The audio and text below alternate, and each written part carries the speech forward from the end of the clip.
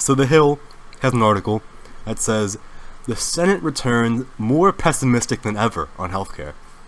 Isn't that great?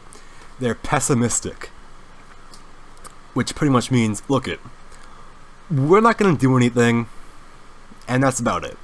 we're not going to get anything through, and if we do, it's going to be terrible, and that's about it. We're not really going to push. We're not going to do anything. That's the difference between the Republicans and the Democrats. The Democrats are animals when it comes to politics. They fight and they fight and they whine and they complain and they delay and they delay and they delay. They know how to fight. Republicans have no idea how to fight. They have no idea what they're doing in there.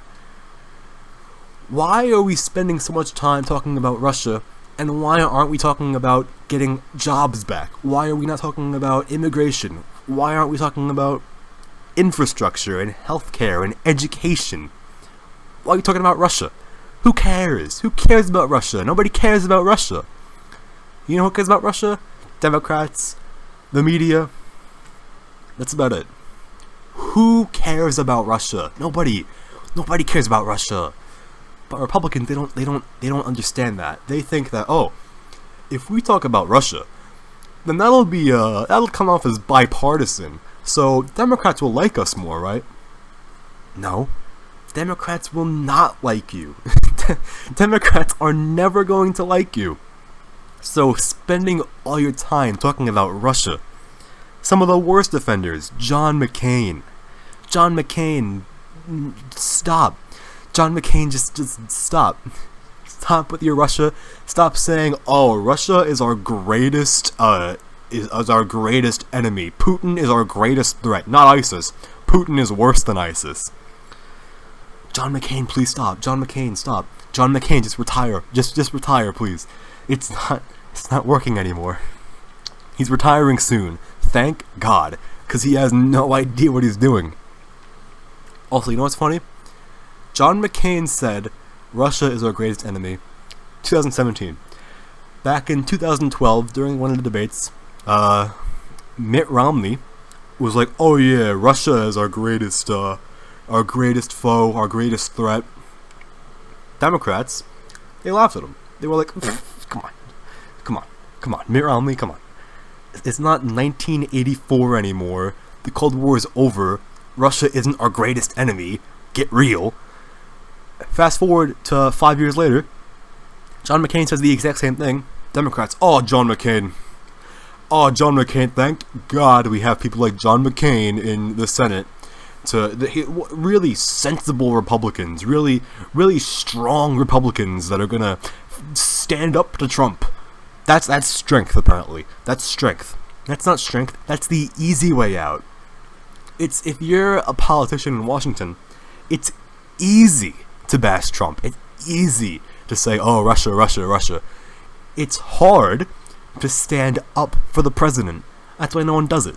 That's why we have nobody in Congress coming out and saying, "Hey, look, this Russia thing is a total witch hunt." Let's just be honest. I mean, it's a joke. No one says that because they're weak. And because they take the easy way out. They say, hey, maybe if they listen to people like Joe Scarborough, people who say, if Republicans don't distance themselves from Trump, if they don't denounce Trump, they're going to lose in a landslide. They said that last year as well.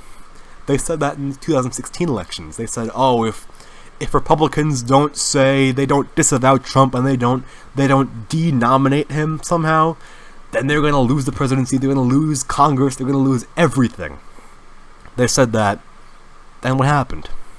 They didn't get rid of Trump, and they won everything. They won everything.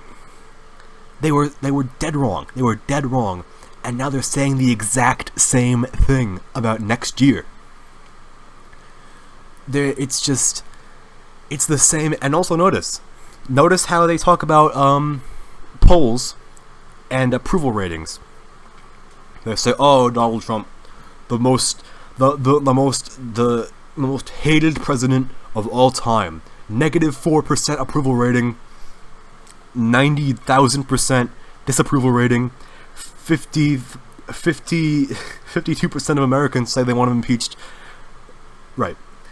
You said the exact same thing during the election. You said, oh, Donald Trump. Remember HuffPost? They said, oh, Donald Trump, 1% chance of winning. Less than 1% chance of winning. It was like 1.001% chance of winning. And then he won. So HuffPost was dead wrong. Dead wrong. Everyone who said, oh, Hillary's got this in the bag, Trump is done, Trump's got no chance, dead wrong. They were all dead wrong. They have no idea what they're talking about, and they're saying the exact same thing now that they were a year ago, and they're going to be saying the exact same thing a year from now.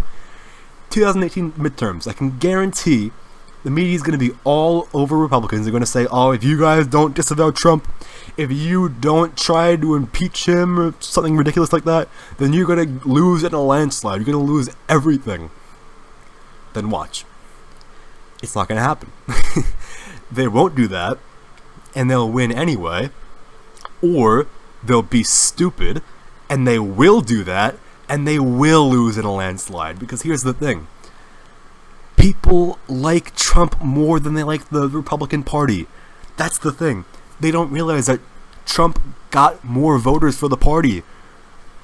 People are voting for Republicans because they want to see them helping out the president.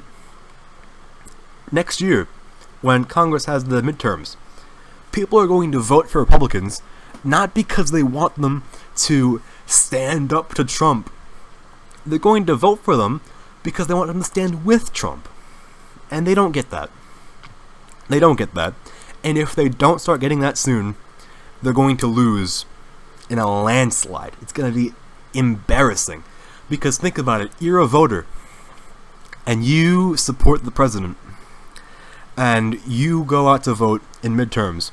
And you have a Democrat who says, oh, impeach Trump, impeach, Russia, Russia, Russia. And you have a Republican who says, yeah, we're going to need to look in, and we're going to need to investigate and impeach and all that. Why bother voting? It's going to be the same outcome no matter who you vote for. Meanwhile, you have a Democrat who says, oh, impeach, Russia, Russia, Russia. And you have a Republican who says, no, that's ridiculous. It's a witch hunt. Not going to happen. You'll vote for that guy because he'll actually give you what you want.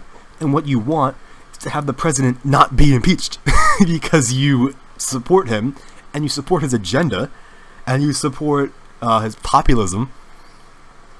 But people, they don't understand that. They think that if they're moderate and if they're centrist and if they're bipartisan, that'll win them votes, right? It's not going to happen. And I really, really hope that they get it together so that next year they can keep their majorities and maybe even get a supermajority. I know it's very, very unlikely, but I'm telling you, if they go at it hard enough and they defend the president with just absolute, complete passion and energy, it could happen. They could gain the supermajority. But I don't think they're going to do that. I think they're going to be weak. I think they're going to not be effective. They're going to back down. They're going to be on defense all the time. And if they do that, it's not going to be pretty. It's not going to be pretty at all. I can guarantee you. If I was running the party, the Republican Party, we would never lose again. I know that's a very egotistical thing to say and like, oh, come on. But it's true. I mean, we have leaders of the party that don't know what they're doing. Paul Ryan, okay, look. What is Paul Ryan even doing? Paul Ryan is out there, and Paul Ryan, remember during the campaign, Paul Ryan would do is endorse and unendorse and re-endorse over and over again? How embarrassing was that? That's the thing. Because Republicans listen to the media. They listen to the media say, oh, Donald Trump, -2 approval rating, most hated man in the history of mankind. And they say, oh, look, we have to make distance, and we have to disavow. So they do that. But then they realize, like, oh, but maybe people like him, maybe they don't. They get confused. That's what happened to Paul Ryan. He got confused.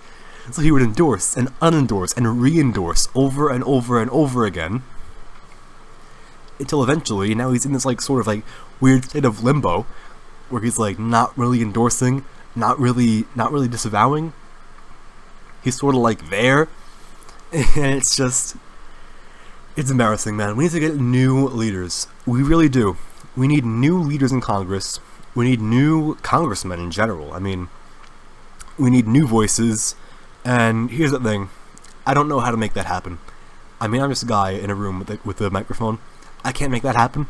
But I really hope someone does, because we need better Republicans in Congress, better leaders, people who are going to stand by the president and defend him and go after all this fake news about Russia and about investigations and about collusion. Fight back is what they need to do. Will they? I don't know.